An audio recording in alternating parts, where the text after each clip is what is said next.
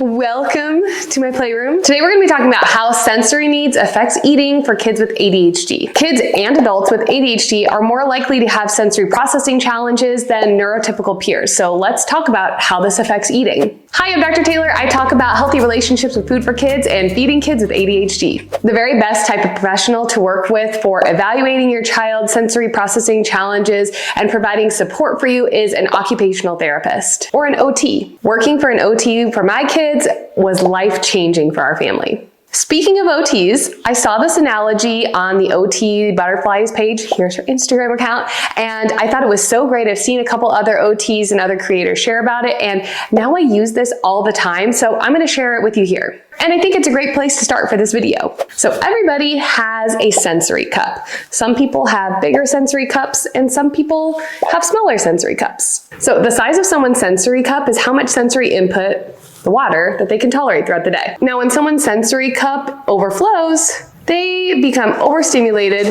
and they need to regulate. And when someone's sensory cup is empty, they look for ways to fill their cup. What we want is a comfortably full cup, not empty, not overflowing. So what fills that cup? Sensory input. And we get that from the 8 sensory systems: smell, taste, tactile, which includes texture, auditory, visual, and then we have the 3 hidden sensory systems, which are vestibular, so balance and movement in space, interoceptive, which is like internal body awareness, so recognizing like hunger and fullness cues or knowing when you've got to go to the bathroom, and proprioceptive, body position and awareness in space. Everyone has a relationship to these sensory systems. Some people are over responders, which sometimes are called sensory avoiders, and some people are under responders, which some might call sensory seekers. And some don't have any challenges with that particular sensory system on that day. The way someone responds to these sensory systems can change day to day because different life stressors or different life circumstances can change the size of your cup. Because everyone has a relationship to these sensory systems, that means that this sensory information is not only for neurodivergent people or kids. And everybody can use this information about sensory systems. There are many ways that meal times and food can be overstimulating. Strong smells, cooking noises, chewing noises, the vent fan, lots of people talking at once, loud restaurants. For example, I'm an auditory sensory avoider and I get really overwhelmed by lots of noises happening at once, especially if they're loud and especially if I'm hungry.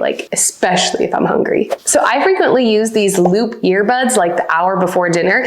I can still hear my kids, I can still have a conversation, but it just kind of like muffles all the extraneous noises, especially the cooking noises. The vent fan is the worst for me. Other ways that sensory challenges can affect meal times. So food being bland can be a struggle for sensory seekers, and food being really spicy or really strong flavors can be difficult for sensory avoiders. Food that is messy, mushy, sticky, lumpy, or just not a uniform texture can be really overwhelming to some kids. A cluttered table, large amounts of food, lots of food choices, really busy patterned dishes or placemats or tablecloths, those can be overwhelming. Some kids struggle with recognizing hunger and fullness cues. That's related to interoception, and we have a video coming on that soon in this Feeding Kids with ADHD course. I think it's actually next up. Sensory seekers can also find sitting at the table challenging. They may do better standing at the table. They may need lots of wiggle breaks, lots of regulation activities before meals. These kids might also seek out crunchy food or drinking from a straw. So my kids are sensory seekers and they crave movement. They're big vestibular and proprioceptive sensory seekers. They love spinning and crashing and jumping and heavy work. So check out this video to see some pre-mealtime regulating activities that I use for my kids to make sure their cups aren't overflowing or too empty before the dinner table.